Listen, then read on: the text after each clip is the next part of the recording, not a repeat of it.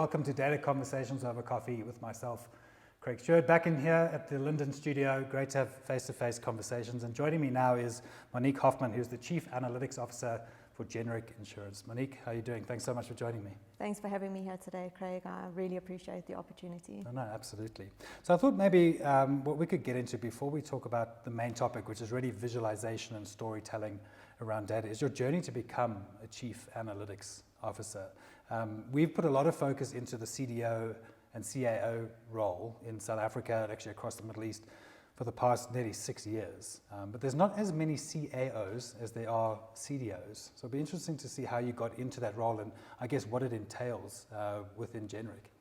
Yeah, so I joined Generic a little over a year ago and came on as the head of corporate actuarial, pretty much, to look after all things actuarial, preparation of our regulatory returns, looking at our capital models, actually building capital models for us, and really sort of hyping up that actuarial function. So before I joined, we had outsourced that entire actuarial function within the business, and we sort of reached a point within the company that the time was right for us to get a lot closer to what was going on from an actuarial perspective and an analytics perspective within that space, at least to start. And I then moved in as the in-house actuarial function. So that was 1st of July last year.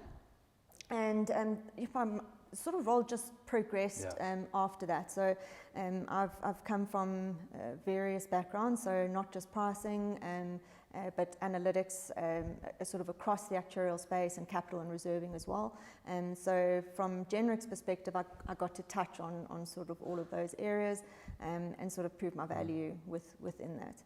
And it was pretty late last year, an opportunity came available for me to look at that Chief Analytics role. Our previous Chief Analytics Officer had moved on from the company, and I was offered the role and took it on. So it all happened really quickly. I think I hadn't even met the people that I worked with because of COVID. We had all met sort of electronically. And, so many stories like that. Like not even met each other in person. And that, so the fact that they sort of believed in me and saw my value and that all in a remote environment was, it was quite awesome. Really, just to put it that way. So. And that was it. I mean, that was sort of where the analytics role started, and the whole role has sort of changed a bit as I've gone along. The actuarial area still sits with me, so it's still one of my very core focuses, but sort of just expanding it to include analytics in a chief analytics sense, I guess. Okay. And how have you gone about, I guess, internally, I don't know if selling is the right role, because obviously there was a CAO before, so people understood it, but how have you gone about really making people understand what the role of the CAO is and the value that you bring to the organization? Obviously, you had to do a lot of it remotely, but did you find that a lot of people understood what the role was about and you just kind of brought your own flavor to it, or was there a lot of education around what you would be doing? I think there's been a change because, I mean, largely a lot of the analytics that we would have liked to have done or sort of sold the position to the rest of the business on, the data wasn't necessarily at the level that it could have been at or should have been at for us to do those kinds of things. So I think when you're sitting in an environment where you have perfect data, sort of doing some quick wins, quick analysis, putting something really super valuable together and showing it to someone, you can sort of immediately prove, this is what I'm doing, this is the value I can offer, and this is what my role entails, and this is why I should be doing the job that I'm doing. That was a bit different from a generic environment. So I think a lot of the value came in when I started doing stuff. The stuff had not yet been done. From our previous COO was very sort of focused on pricing. And again, I think that's a byproduct of the actuarial stuff sort of sitting as an outsourced function. So then with that coming in, I needed to start unpacking that and sort of expand my role and show the business, well, this is what you were doing, and we can do so much more. We can look at our reserves, we can look at our capital requirements, and we can do this much more and sort of sell that to the business as well. And I think the business as a whole has been really welcoming of it. One, they are just love seeing the different insights and that I can provide. And two, they sort of feel as though they never realized what they didn't have until they now have it. And they can see the things coming out of it. So I'm going to say it's almost been like a natural and slow sales process within the business to sort of get that buy-in. Not a sort of overnight adoption, but it's definitely there within a business. But it seems like a very receptive audience, though. Definitely. Is that something that's driven from the top down? That the rest of the exco is very insights driven, they need it for better decisioning, that then the rest of the organization thinks, well, this is great. Because so many companies have that sort of really need to prove what we're doing here, and it's a big culture change. But it seems like at Generic, maybe it was already sort of bubbling under the surface, or it was already part of the culture. I think it was bubbling under the surface. As a business, we want to be leaders in tech in terms of the products that we produce, the way that we use tech within our products. So I think that sort of culture and receptiveness to it and desire to be leading in those aspects was always there. We had a hindrance in that the business as a whole is not focused around a direct marketing business. So we are not very well known from a direct marketing perspective because we don't really deal with the consumer sort of in a direct way. And that is a byproduct of the way that we sort of do our business from an underwriting management agency, so a UMA structure. And we have multiple UMAs within the business, and each of them sort of have their own data. And each of them sort of collects the data that's important to them as a business, not necessarily important to us and the kinds of analytics that we want to be able to do on it. It also means that we get data in different formats. The accuracy differs among segments.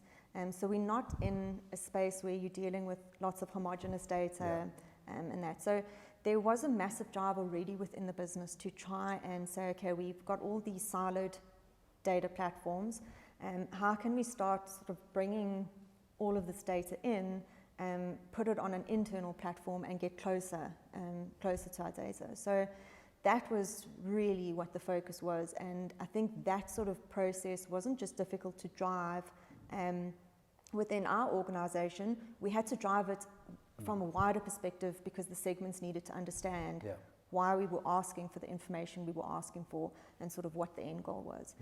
So that whole sort of cultural change had happened, and it was really difficult. I think it was really difficult from partners that really didn't understand why they needed it. The business was running fine the way they were. Like they're making money, they're selling policies, they're cool. And we're asking different things because we wanted to do more. We want to drive technological change within the business, and that. So I guess I was lucky in that sense, in that the business had really widely adopted that sort of approach. Right, and I guess it's kind of a good segue into what we want to talk about today is the visualization and the storytelling. So it's obviously the bit about getting the data right, doing the models, getting the insights, well, doing the analytics, and then getting the insights, and then getting people to really believe in that in a way that they understand. So talk us through a little bit around the different types of visualizations that you do, how you tell the story, how you look at the audience, what different types of parts of the business like different ways of having that story told, to get them really bought into actually action those insights. Yeah, so I mean, I think that all the different sort of areas that I present information to, they sort of all need to consume it in a different way, and largely because their experience within the insurance environment differs. So if I'm dealing with our board of directors, the kinds of information that they want to see and that narrative around the information needs to be quite different.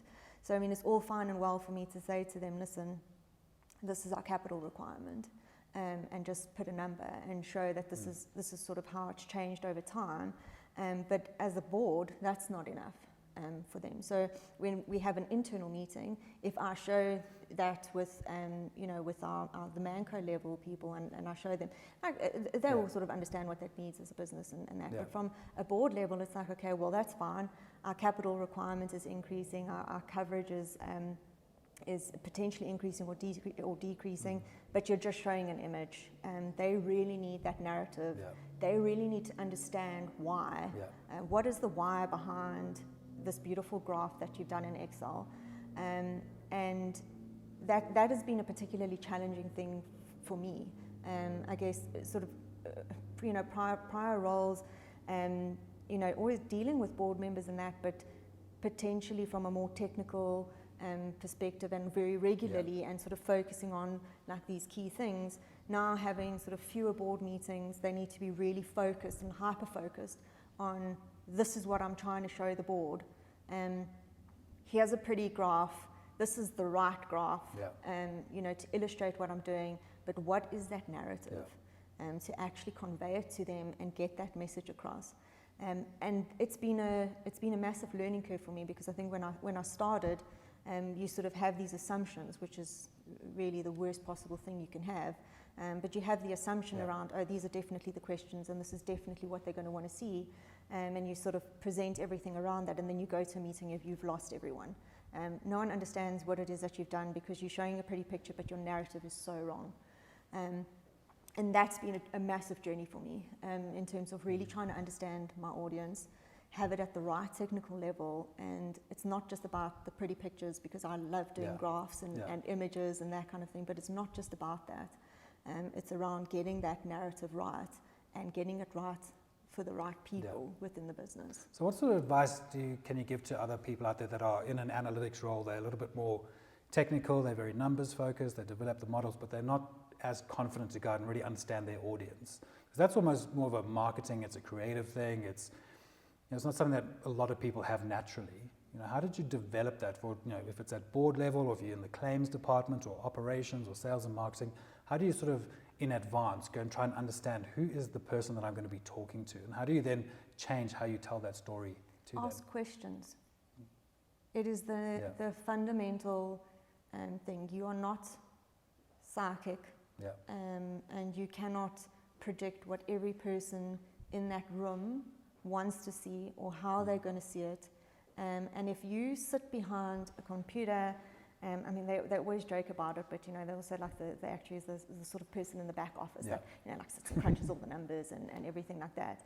And that's really lovely. But if you want to provide value within the business and you want to tell the right story, you need to ask questions. So, and I'll give you a pretty good, I think a pretty good example. So, yes, and I want to get dressed now to come to studio today. And I say to you, Craig, what's the temperature going to be like tomorrow? And you say to me, oh, it's going to be 32 degrees. And I'm like, okay, cool, right.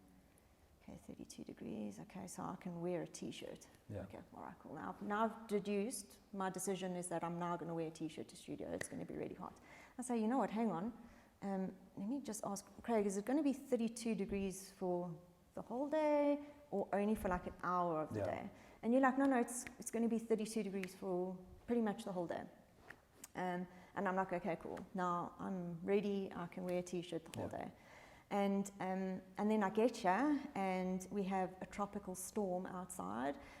It's 32 degrees, it's 32 degrees the whole day, but the wind is blowing like nuts, and it is pouring with rain. I've got no jackets, I couldn't use an umbrella even if I wanted to.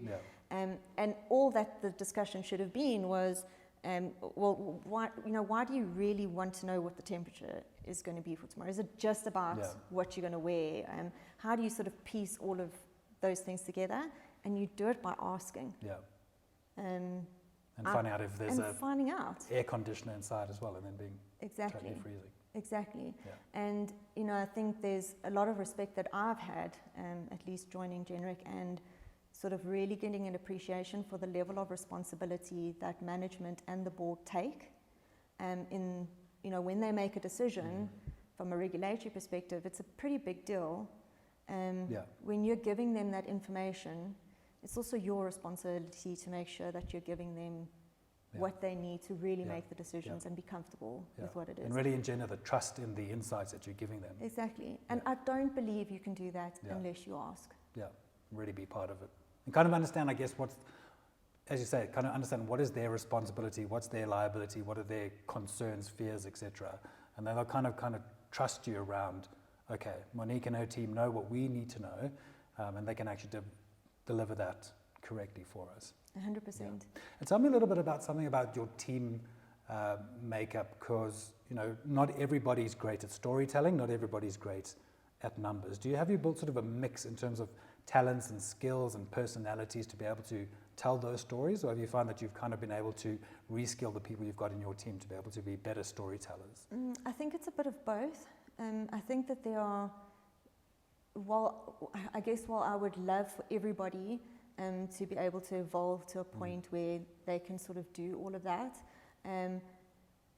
Naturally, I think that some people can draw really well and some people can't. I think that you need to work within the strengths of your team. Yeah. So I think largely within the business it's around drawing on the strengths within the different people and the different sets across. And so it's not just from an actuarial perspective, it's the data sits within a certain area within the business. We've got a portfolio team that deals heavily with the portfolios. They really understand what is going on within those segments. If you want to know what's going on, you don't come and ask me. I'm looking at stuff from a high level. They are the ones that are on the ground. They'll give it to me in a certain way at a very granular level. For them, their roles and their sort of parts within the business are not around sort of aggregating stuff up and illustrating. One, they actually don't have time. So from a business, they do not have the time to do that sort of stuff. And it then needs to flow through, and I need to paint the picture and say, well, this is exactly the information I need. And they go and they work really hard at getting the right sort of information and getting it in a way that I can ingest or that the team can ingest, and then we sort of take it that then step forward. Yeah. And then even from that perspective, I may do something and think it looks fabulous, and then as soon as I pass it on to somebody else and I say, like marketing, can you just have a look? Like when you look at this, do you understand what it is that I'm trying to tell you? And then they'll say something that's completely different to what I was trying to portray. Yeah. And then I've realized that just though I might think that our team has really come a long way in terms of producing graphics and telling that story, just having that sort of independent view of someone that's completely sort of back from the situation, they really provide a lot of value in sort of ending that storytelling piece. Yeah, and how much do you get the business units involved in the development of the models and the insights so that they feel like they've got some buy-in and they've got some skin in the game, and therefore they actually trust the insights more? So they're part of the story development rather than just getting told the story. Is there sort of a culture of co-creation within the organization? I think there is. I think it needs to be enhanced. Okay. That for me is a very, very difficult thing. I mean, if you speak about a data-driven organization, a data-driven organization is not just at a top management level. It's around making sure that the data is at a level and the stories that you're telling is consumed for everybody, within the organization, or it's consumable for everyone within the organization. And that I think is really difficult. I do think it's really difficult. I don't think we're there. I think we're on our way. I definitely don't think we are there yet. And from my sort of consulting background in that as well, that I can say is a sort of a general thing across the industry. Yeah. And I think it's something that it's your like ultimate goal of where you would like to be from, like really data driven. Everybody like loves data and they love the decisions that you're making, and they all understand why you're using the data and all of that. Yeah. I think it's a very difficult thing to achieve. For sure. And just to sort of close off, what are maybe the 2 or 3 big things that you're trying to achieve within the organization or embed within the organization from an analytics point of view? Because there's so much change. I mean, there's AI, there's ML, a lot of stuff can be automated. There's predictive analytics and prescriptive analytics. What are some of your big goals with regards to analytics in the organization? What's on your roadmap? So I think largely it's around focusing on some of the quick wins at the moment. So now we've got all of these data projects, and the data is at a better level. You can have terabytes of data and loads of data, and now it's all clean. But how on earth do you analyze it all? it's really, really difficult to. So some of the focus, and this has been a big focus for me already, sort of since I joined, was around looking at some of the quicker wins within the business and saying, okay, listen, we've got a segment that focuses on insuring horses, okay? And we don't have any reinsurance on that portfolio, and reinsurance it's really expensive as well for that. So we did an exercise where I actually plotted the value of all of the horses in their different stable yards, and sort of showed it, geographically, and we had a look at sort of what the properties were like around, and had a look at some of the risks. It was such a small exercise, but it provided so much value to the business to say, okay, listen, do we really need to have reinsurance on this portfolio or not? Like, what do those exposures look like? And a lot of my focus has really been around that aspect, and then some of the core sort of modelling things, which no one else gets to see. They get to see the end result when I give the capital requirements and the return. But as a business, we didn't have any of our own capital models, so those all needed to be developed like from scratch when I joined. So around like sort of those hardcore models, and then sort of moving towards some quick wins within the business that we can use to guide us, rather than these ginormous 10-year analytics projects with AI and a whole bunch of really fancy things. It's really been around focusing on some of the more simplistic stuff that really actually makes a difference in the business. Now, how do you prioritize that? I know a lot of people struggle with firstly getting buy-in to the analytics and the insights, and it's kind of like really kind of trying to push it uphill. All of a sudden there's a couple of really good wins within the organization, and there's this massive grab, like, we need analytic, can you help us with this, etc. Then how do you then prioritize where the quick wins are? How do you determine that? How do you make sure that your time is really efficiently used for the best outcome for the business without trying to take on too much at any one time? So I think for us would be to moving more to a proactive than a reactive state within the business. I think we're still quite in a reactive state, and things get prioritized in accordance with that. So if you have a massive claim, or you have deterioration on one of the segments, and you can see there's something going on, the loss ratio has deteriorated, or we've had a big reduction in volumes, or whatever the case is, the priority then becomes, it's a material segment, it's going to impact our bottom line. Like, you have to shift focus to that and say, okay, well, what are sort of the causes? But it's reactive. Okay, so there's a lot of it, I think, within the business as we sort of get to the point where it's those elements are reactive. But I think any of those exercises that we do are done on the basis of, let's build something that can be used again as an ongoing tool, and rather than just this ad hoc once-off. So I mean, they speak about liquid data and like it being gold, and that the real value in data lies in your ability to reuse it and recombine it, really easily. And I think that's sort of been one of our drives, is say, okay, well, we are reactive, but how can we build things that we can use proactively in future, and that. But I mean, I think at the moment it is still very much like, this is super important because we have to launch this product by this time, or we have new pricing that needs to be through by the 1st of January to do all of our renewals on our gap product, for example. And you do sort of prioritize around that. I guess in an ultimate world, it would be a lot more clear cut. And you'd have this beautiful roadmap of how everything would go through. We're not quite there yet, and I don't know how many people are.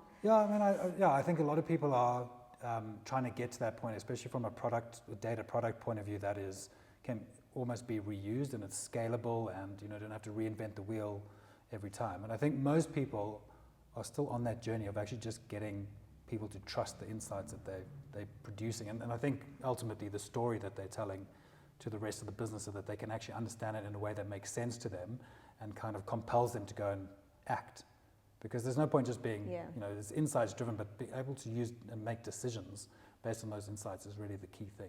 And I think people are slowly getting there. There's some that are way ahead than others, but most people, I think, are still on the journey. So I'm 100%. And I mean, I know with us as well, sort of getting that buy-in is also around that, the credibility and the results and that, and sort of looking back and saying, hey, that was actually pretty useful and right. Can we do it again? Or how can we enhance it in that? Because that was actually, Yeah. really, like I said, it was really useful. Yeah. So that will definitely be our journey too. All right, we're sort of running out of time, but just on that point, how do you sort of tell that your own story within the organization? How do you make sure that there's internal customer advocacy for the models and the insights that you've developed, and people saying it was so great, we were in the dark, now we've got these models, we've got the insights, our performance is so much better, we're so much more cost efficient, or we reduce churn quicker. How do you do internal advocacy and promotion around that? Because I think that's where people kind of forget to kind of do their own internal sales pitch as well. Yeah, so I normally just paint it pink and put like some flowers on, and then when I send it, it looks great, and people are like, no, that that looks awesome. No. So I think it's actually probably one of my most difficult things, because you feel like you're almost being egotistical about the stuff that you've created, especially if you really believe there's a lot of value in it, and somebody else may have seen it and maybe not have seen as much value, but it was because you got the story wrong. So you've sort of had to drive that and that over time. For me, some of the areas have been, I don't really have anyone guiding me within the business to say, hey, you need to go and build this, and you need to do this. I know that in my diary I have a board meeting on this day, and that this is the decision that they need to be able to make. And I need to sit back and think about what is it that I can present to them, and what is the narrative, and what are the best visuals. I know I've got 15 minutes, to present. It's a board meeting with a bunch of other things, but the board the members need to make a decision in that meeting. They need to be able to consume it and make a decision in that meeting. And sort of the buy-in and acceptance of any of the work that I do comes from being able to get that right. And when I go to a meeting and they see it and they understand it and they can make a decision on it, suddenly you have that sort of buy-in and appreciation for the work that you're doing. So. Perfect. All right, Monique, thank you so much for joining us. It's been great hearing your story and sort of, I guess, the evolution of analytics within Generic. It's been good to have you in person. Thank you so much, Craig. I appreciate it again. Yeah.